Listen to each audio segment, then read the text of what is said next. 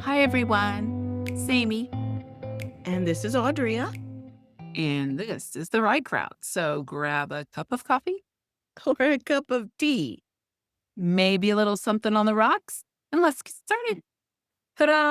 We are back with 27 Essential Principles of Story by Daniel Joshua Rubin. We are on chapter 13 and 14 in this episode. If you're reading along, and we hope you are. And we apologize for the delay. Yes, we recorded another episode, Life. and I forgot to post it, so we're going to post a couple in a row. Enjoy. Okay, so let me get a drink real quick. Okay, I like your mug. I went with a theme. Look, I got the little pep dog earrings. Fun, that is fun. I put the earrings on, and then I was like, I have to use the dog mug, which if you watched, I don't know what order it's coming in, but we recorded a planner video where I talked about the mugs I picked up on vacation, even though I wasn't getting any more mugs. Exhibit B. Exhibit A is in that video. So depending on which order you get it in, yeah, I have a mug. I have I have a, I have a lot of things that I enjoy. Mugs and journals and planners and Oh pen. my. Yeah. I can't go through an office supply store without my hands in my pocket. Yeah. Or I'm touching everything. And if I touch it and I like it. So anyway, that's a different video. Yes. All right, chapter 27 Essentials of Prosperity. Layer conflict. Take it away, Amy. Oh, okay. So that quick take in the front, there's a little piece right here. I did not highlight anything on that section. I did at the bottom of that section on the next page. So I'm going to start with the way you move back and forth from tranquility to chaos reveals your true nature. Interesting. And I think that applies not just with your characters in your books, but I also think it applies to the real life. And I think that's how we are able to make it so real in our books. So before we get into how it works, did you have anything to say on that first section? Uh, quick take. No, I did not highlight anything in quick take. Yeah. Okay, cool. All right. So the first section is how it works. And I'm going to start with the first line. The number and types of conflicts your characters confront depends on the type of the story you're telling, its lead, and your temperament. And that first section are some great examples of the different types and links that he's referring to. Because if you're telling a short story, there's going to be conflict, but it's going to be compact. It's not going to be drawn out. But if you're telling an epic, lots of conflict, lots of drawn out, you're going to start things in chapter 1 that you're not going to end until chapter 52. So you have to take all of that into consideration when you're figuring out what your conflicts are and how they're going to be layered. Story at its heart is about exploring, raging against, and dignifying the human experience. So for me, that goes back to the way you move back and forth from tranquility to chaos reveals your true nature. Like it all just works together because we as human beings have all of what are you grinning at? I'm not. I was going to say something when you were done. So Okay. You had this like Cheshire grin on your face. okay, I will say it now. I was delighted because the author has used Elmer J. Fudd as an example of someone with some conflict against the rabbit. He's chasing the rabbit, and that just reminded me of one of the cartoons when they did the opera. But that's why I was smiling. And when I'm looking, if you're watching this on YouTube and not listening to the podcast, I am looking off screen often because my book I've got the online version of the book, or rather, actually, I like this book so much, Mr. Daniel Rubin. I have it in How many copies do you have? I have 3 copies. I have an Audible copy, or so, listening to it, and then I have the physical copy, which is in here somewhere, and then I have the virtual online copy to read and highlight as well. So, I guess you could say I like this book. Well, there's a lot of good stuff in here. There really is. But I'm sorry I interrupted you. You were talking about all the levels of conflict. Right. And it's raging against and dignifying the human experience. Even people who write fantasy, They want some level of reality to their characters so that the readers are able to identify in some way with what's going on. And that is where this human experience comes in and the moving back and forth from tranquility to chaos. Right. He also says that when your characters wrestle with conflicts on all levels, you reveal who they are, you show us what they're made of, validate our suffering, and help us figure out how to live.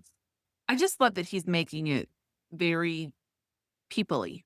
Yeah, he makes it very each of the different 27 essentials so far, he's made them all very accessible with either the examples he's chosen or his explanation in context. Yeah. And and then another thing that he says in that first section is that what's important is what it means to the character, what it says about the character, and how it affects what she does. So what he's talking about is this older woman. He's given an example of this older woman who has wrinkles and how they affect her in her character and what it means to her. And that you have to make it, to me, the word I want to use is alive. You have to make it personable and real for that character, for Right. your reader to be able to jump in and grip it and associate with it. Yeah. You have to Okay, your turn. make it have some meaning for the Yeah, character, and then that will make it real for you, your reader. right. So, next in this same section, he goes into the different types of conflict you can layer into your book. See how what I did there? I used the title of the chapter, layer conflict. So I had never thought about it as like a layer cake or layering Right. in my in the way I relate all of these chapters and all the books we read to the books I'm writing. So when I look at the book, my series, that character, she has a conflict with her mother-in-law, and then she has a conflict with trying to fit into a new community. There's that kind of fitting in, so that's a conflict with the environment. Um, and then she has an inner conflict where she is not a person who defaults to being truthful. She believes she has great integrity, but she doesn't always tell the truth. So that's there you go. So that's in conflict. Conflict.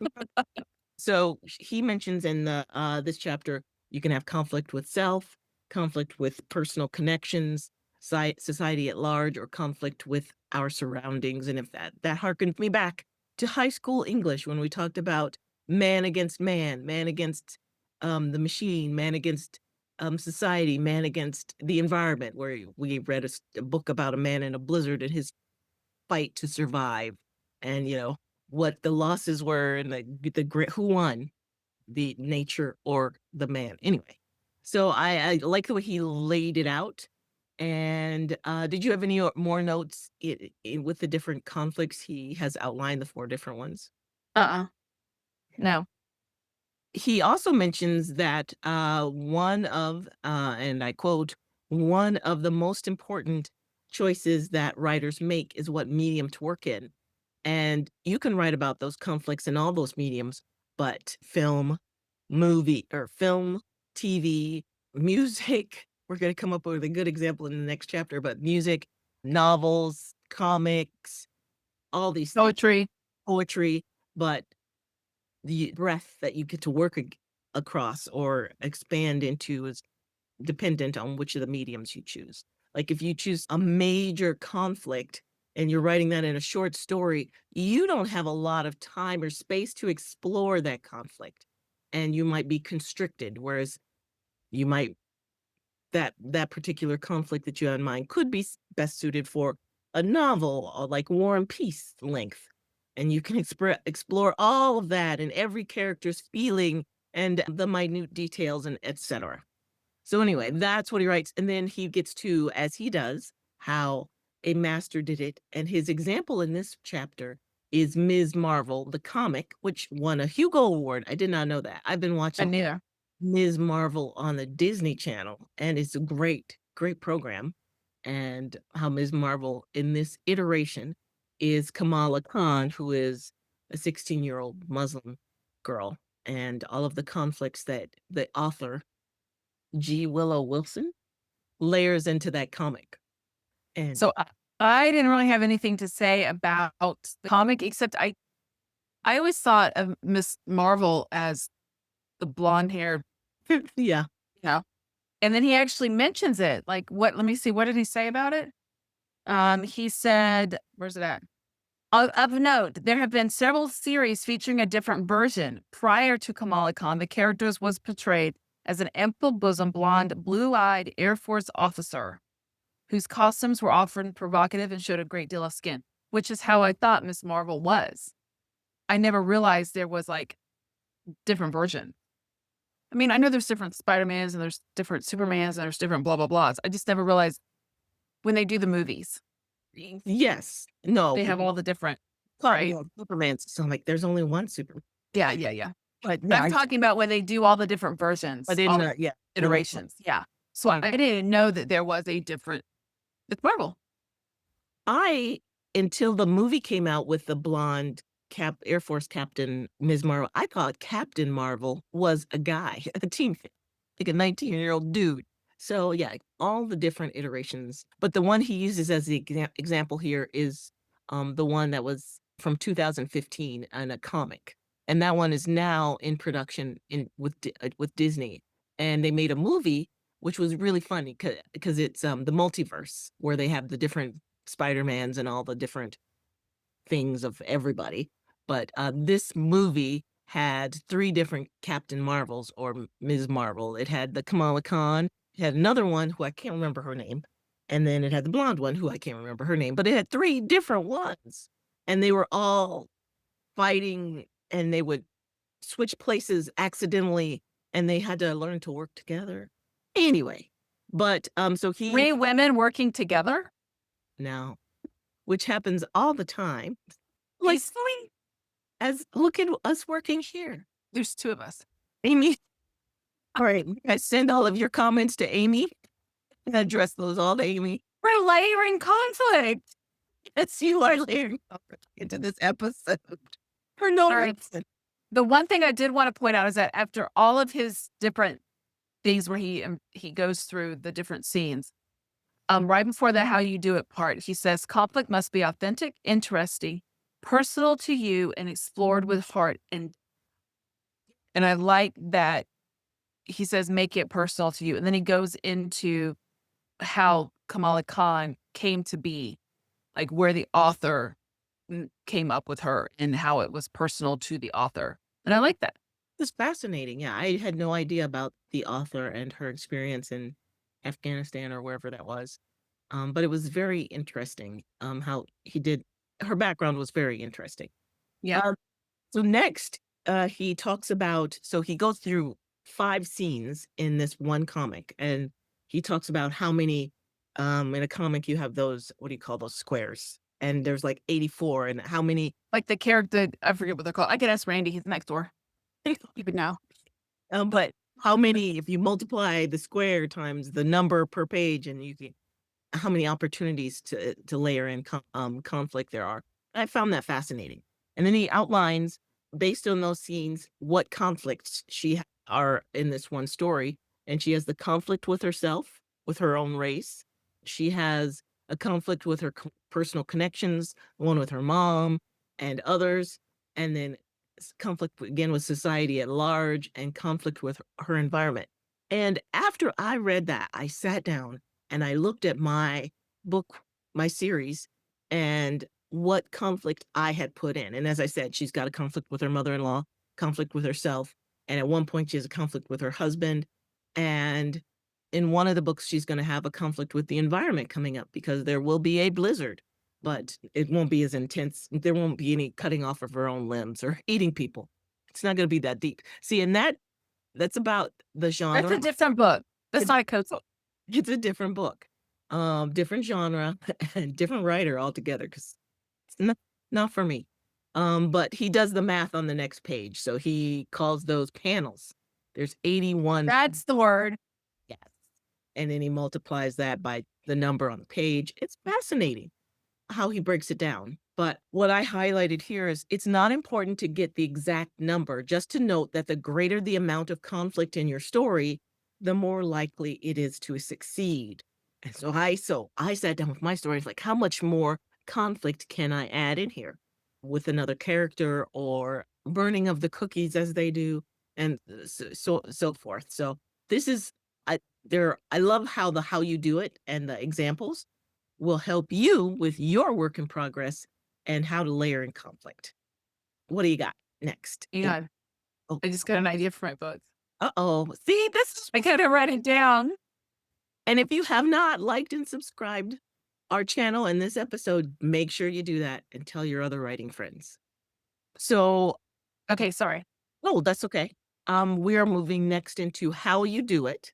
And in the how you do it section, if you guys have been following along, he explains how you can use the concept or the principle in your own writing. I mean, we never give you all the points. This one has 3, 4, 5, 6, 7, 8 points. I do want to I highlighted a couple of them, but I don't wanna give them all to you. So let me see which one. I feel like I have to just start with the first one. So start with a basic biography.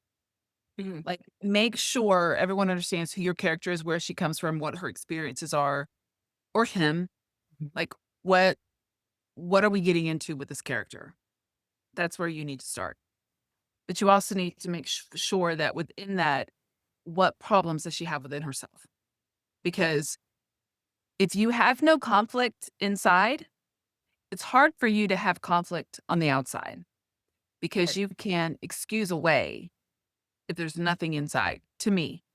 So he does point out that she has to have problems with herself and that this is the dead center bullseye of what's going on in your story. And I relate this almost as I was reading that part to, uh, and we read it in other books like Save the Cat, the wound or the lie the character tells themselves. And when I was thinking about this for my book, the reason she lies, what's the reason that she is more likely to tell a lie than to tell the truth, and it goes back to her background. So as I write that character, I have to make sure that the reader knows who she is and where she came from and why she lies and why it makes sense for her. And because I don't want people to read her and not like her because she's a big fat liar face. I want them to read and go, "Oh, well, that makes sense that she does this because she grew up in Right. this kind of environment, and she's Right. at heart a good person." But anyway, so again, I really the how you do it, how you start. You mentioned starting with the basic biography and how he uses like the example of a bullseye and making those concentric circles outside from who you are, getting out to um who you're in relationship with. Like your first one is going to be your family, like your mom, and then your friends, and then extended and so forth. So very good example of how you can apply this to your own writing when you guys are reading this. And I know you guys are reading along. So next. Once you identify the conflict, intensify it, make it better and bigger. But then he also makes sure he says to make sure that your character gets at least 3 conflicts on each level of existence: inner, personal, societal, and external/environmental. So you need to have at least 3 on all of those different levels to have the right amount of conflict to make it more real for your character and your reader. So that is your homework. You guys go look at your work in progress, the book you're writing or about to write, or your story. Do you have 3? Write them all out and make sure you've got your conflict covered. Next, after you've done your work there on how you do it, because conflict is really important to a story. And there's enough. I've been reading and rereading this book so many times. I don't know where I read it, but it's the books that don't have conflict or enough conflict where you lose the reader. And I always want to give my characters an easy time. I want them because I've had hard times in my life. I don't like it. So I want my characters, my sweet little babies, to have, no conflict and just have, but that's the most boring book you could ever, because they have no conflict in their life.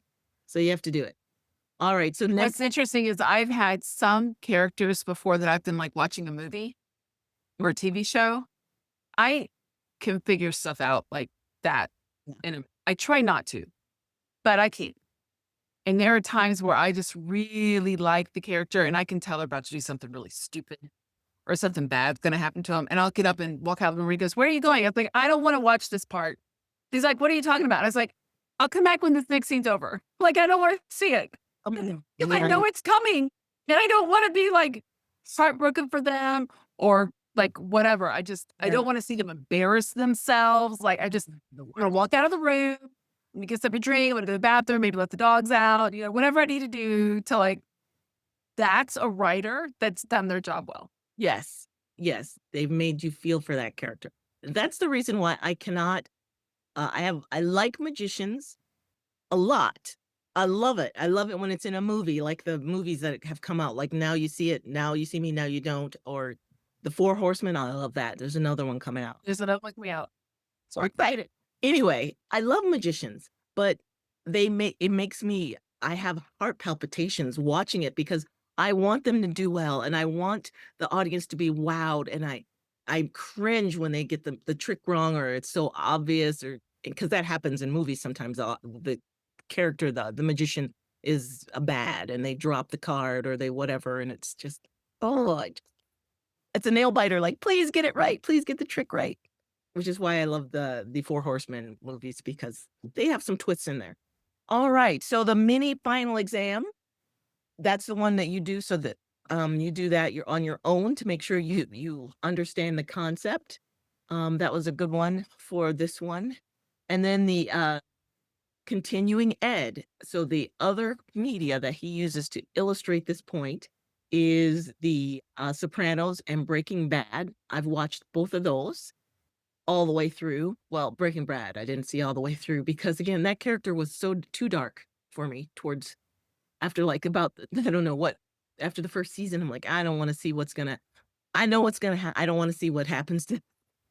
So, did you have anything about the continuing ed or oh, I have one point. Here's the consider how removing conflicts might kill a story idea and make the characters less interesting.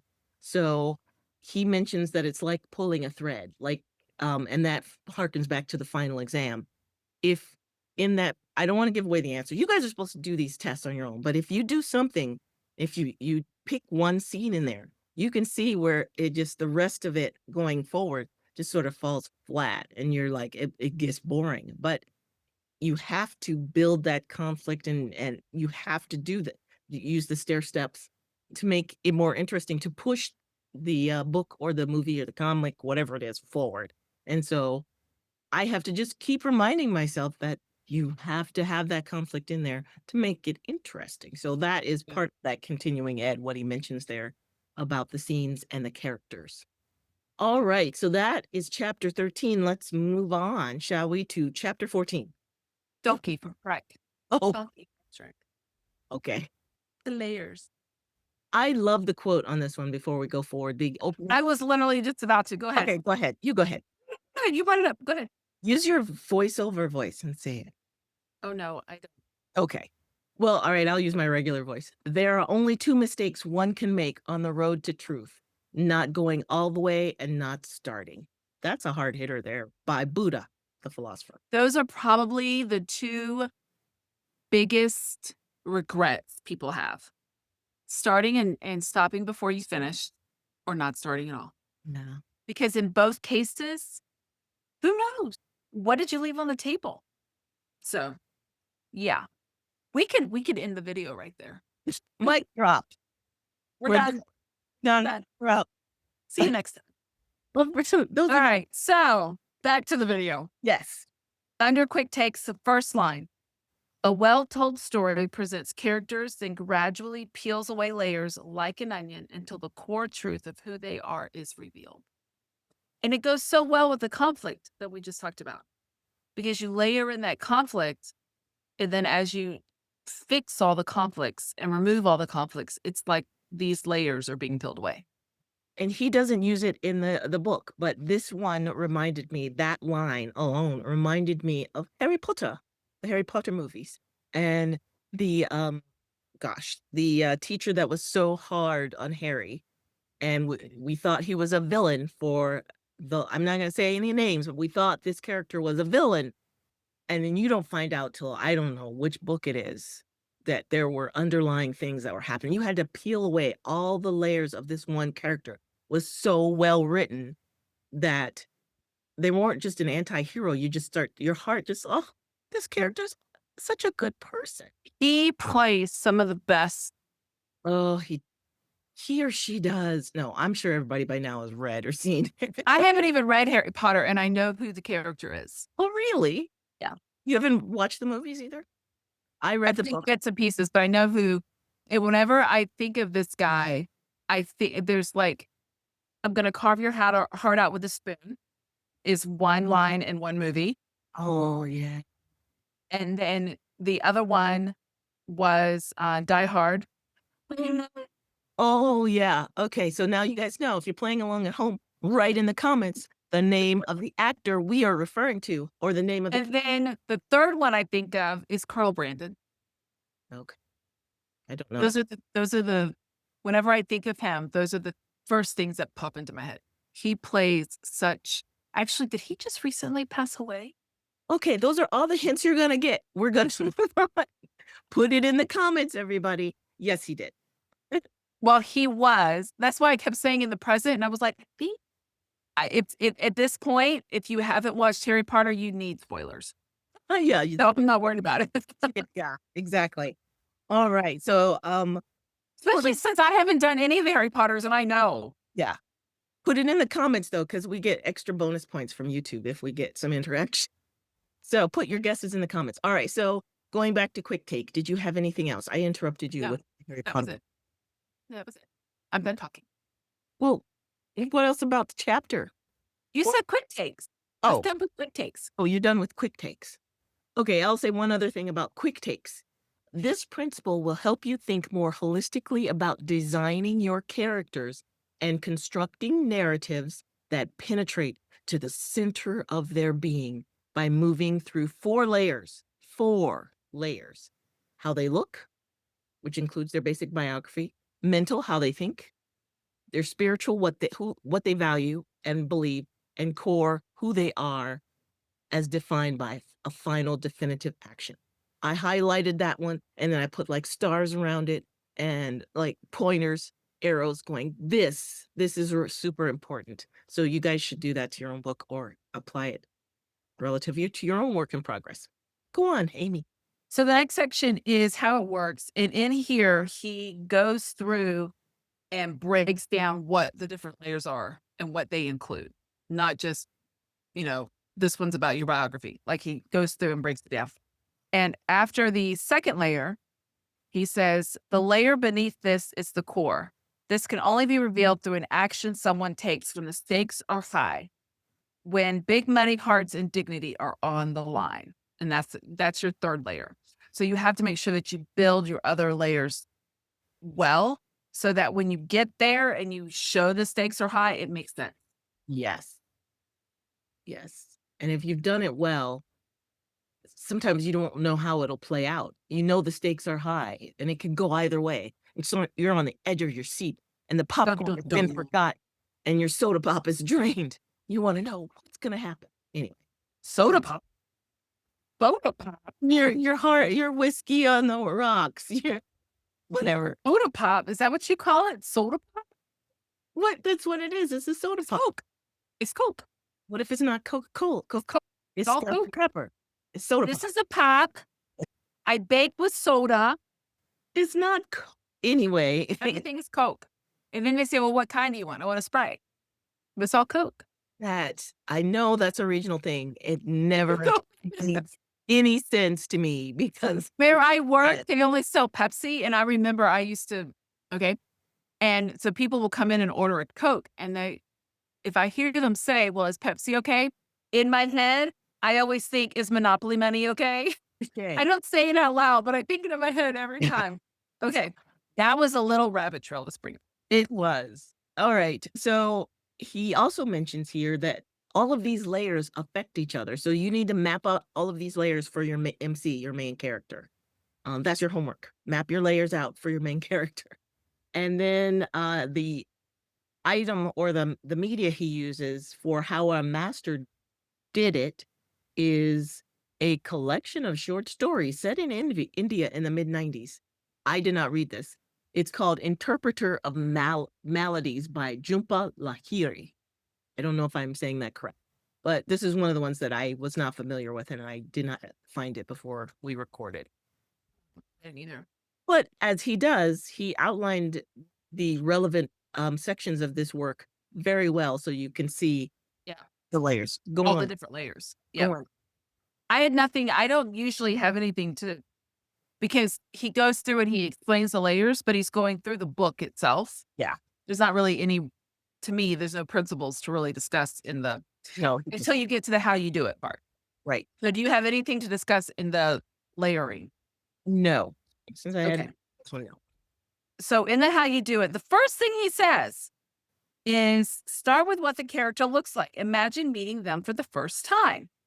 And then he asks you some questions about when you meet someone for the first time. Like these are some of the things that goes through your head. Think about that for your character. Yep, that's it. Okay, so the next thing I outlined, I was waiting to see if you had anything to add. The next thing I outlined it, well, outlined it. I outlined it. All right, I feel like I'm getting loopy. Okay. The next thing he talks about is how he solve problems. And I like that he points this out. People are smart in some areas of their lives and idiotic in others. Yeah. I used to work for two highly intelligent people. Neither one of them had any common sense. Hmm. Highly intelligent, no common sense. I would suggest something to them and they'd be like, oh, yeah, that's a great idea. And in my head, I'm going, how did you not think of this? This just makes sense. So you got to remember that your character can be very smart and very stupid all at the same time. Yeah. They're not going to, I mean, unless you are writing about a savant, your character is going to have areas that just don't do it for them. So keep that in mind when you're writing out all the things. I like the way he used these bullet points and how you do it to help you break down a character. I mean, Mhm. it's not like it's any of this is rocket science. He uses that as an example, but it's a great way to go back and work on your own characters or build them from scratch, from the ground up, if you're starting a new project. And I didn't th and, it's an I've never thought of it as layers, like to an onion, like, the first you've got how they look, and then you've got how they think and do things, like, to your example, like a brilliant person, and I've known many of these people. I grew up in Chicago, and I went on a trip in high school with a bunch of other high school kids, and some of them many of them were a little richer than I was, and I grew up in Hyde Park of Chicago, right in the city, and some of them I used to spend time with out in the suburbs. Where were we? We were in, not Naperville, but anyway, in a suburbs, we spent a lot of time together. Then we all went together on a trip to New York, and these are all smart kids, all fun, great kids.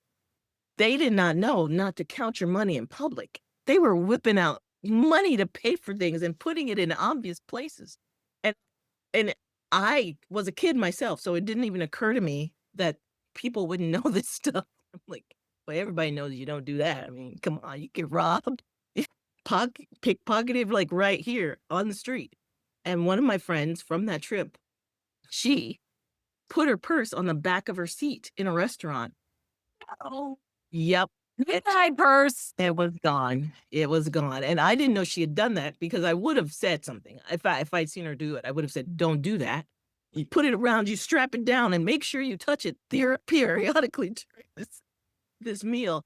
And she thought somebody had pulled a prank on her, and my heart just dropped. It's like, I wish somebody had, but I know it's gone, and it was gone. We had to feel it was gone. So anyway, that's an example of just things people might not know because how they've been raised in a different area. They've been Mhm. might be super smart kids, all of them were like near geniuses, but they've been sheltered a little bit. So that layer of the onion was unformed. So it makes for interesting characters when you put these two characters from different backgrounds together and they learn from each other. Anyway, so yeah, the how you do it is a really good Well, it's always good. I feel like I say that every time. I've yet to come across a chapter where the how you do it is not helpful in my No. current writing or new projects. From this section, the last thing I want to say is he says, "You may not know your ending until you've written it, and that's fine. Just know what your characters do at the end when all the chips are down defines who they are. It will also determine whether or not someone will pick up your next book, whether it's about this person, you have a series going, Mhm. or any other book, because how you leave your reader at the end, it doesn't matter how great the book was, they're going to remember how they felt at the end. Yeah, that's true. So keep that in mind. That's not in the book. That's just that's just me Some telling you. advice from Amy. Just From a reader's perspective, there have been some books that I've really enjoyed, and the ending was so bad, I was like, "Well, I'm never reading that guy again." yeah. That was disappointing. I will give you an example from a TV show, Buffy the Vampire Slayer. I don't Is remember that like your favorite? one of my many favorites. I don't remember what season it was, but there were 2 Slayers at this point because Buffy this is a really old show, so many of you have watched it many times or you should. But anyway, the original She's Slay no longer so young in her movies. no, and it's Like the mom now. yeah, I was a baby when this came out. But anyway, there were 2 Slayers at this point, and something happened at the end of one of the episodes, and I have watched this series all the way from the beginning several times over. And at this point in the canon, all of the different seasons, if I hadn't been so invested in this show, I would have stopped watching because what she did in that episode, the character I'd started with, we'd all started with, she would never have done that. And what they didn't do it for any other reason. It hadn't been earned. It was not a change in the character. It was just they were trying to find an easy out for defeating that monster, which took 3 episodes or something like that. I'm like, that's it was just such a big letdown. So, when you the reason you're adding these layers and you have to get to know your character and then he puts it in almost every principle it applies is so that you don't do something like that. It's at the Right. end of the book or the end of the series or something like that. You have your character do something that is not in keeping with the character and doesn't have a reason. Like there's no arc that forced that change in the character dynamic or change in their values. Because of that character's values, that she would never have done that, but they had her do it in the show, and I'm like, "I'm done. If this show hadn't already knew it's already been canceled, I'm like, I'm not watching it anymore." That happened with another show, Sabrina the Teenage Witch. She made a decision in the last episode, I think it was season 3, and I have not watched another episode. I just stopped. I don't know if they stopped it was supposed to have another season after that, but I was done because it didn't make any sense. Yeah. Anywho, make sure you have learned the lesson therein. It's like a little quiz for this principle. And moving forward, the episode that or the thing that they use for continuing ed that he uses for continuing ed is an episode of The Honeymooners. Did you ever see this episode I of don't know that I ever saw this episode. It doesn't ring a bell. I've seen a lot of that in reruns late nights, but I don't remember. This is The Honeymooners, the $99,000 answer. And I don't recall it, but this is a show from the 50s. So I do know that if I had watched it, I probably would not have liked it because of how it ended, and I would have just blocked it out the way I do with things that I don't like. Like I'm gonna forget that ever happened because I'm gonna tell you what happens.